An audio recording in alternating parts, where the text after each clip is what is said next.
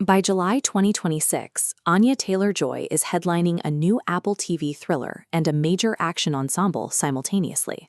For the series Lucky, she holds dual titles, acting as both lead and executive producer, of a show described as a continuous baseline of heart-stopping set pieces.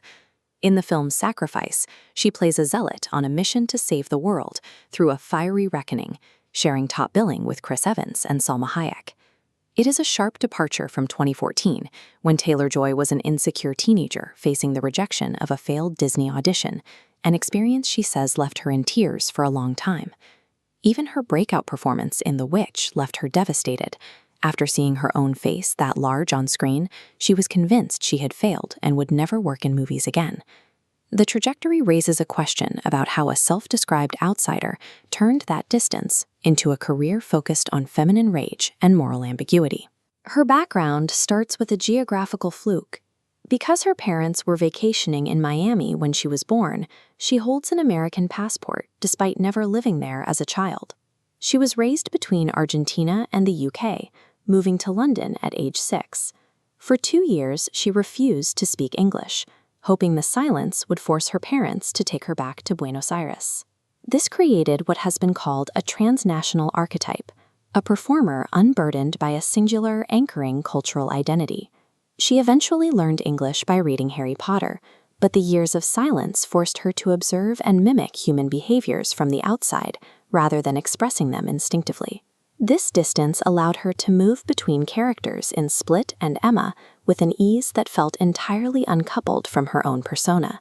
That lack of a defined cultural identity, once a source of alienation, became the catalyst for her on-screen versatility. The release of The Queen's Gambit in 2020 marked a pivot. She stopped hiding behind the protective masks of horror and period dramas to lead a massive global hit. Her approach to Beth Harmon was different. She says she surrendered bits of herself to the character, rather than building a defensive persona from scratch. The data reflects the scale of that shift. Within 28 days, the show reached 62 million households, becoming Netflix's most-watched scripted limited series to that point. That reach gave her immediate industry leverage. She used that capital to secure roles in major franchises, from Furiosa and Dune to the Super Mario Bros. Movie. But as she gained access to these blockbusters, she targeted roles traditionally reserved for male antiheroes, searching for the moral gray areas in women who lied, cheated, or killed.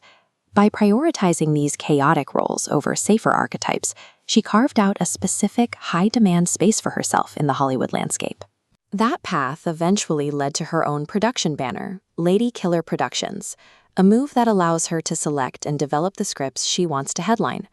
Her role in Lucky, a con artist fleeing a heist gone wrong, represents her specific interest in women who are allowed to be morally ambiguous. Taylor-Joy has expressed frustration with a lack of complex female roles that move past standard tropes. In her view, the industry has long relied on safe, one-dimensional characters. Producing her own work allows her to avoid the rigid hero or victim boxes that historically define the careers of young women in film. In a fragmented cinematic landscape, she found that longevity doesn't come from fitting into those boxes. It comes from gaining enough leverage to take them apart.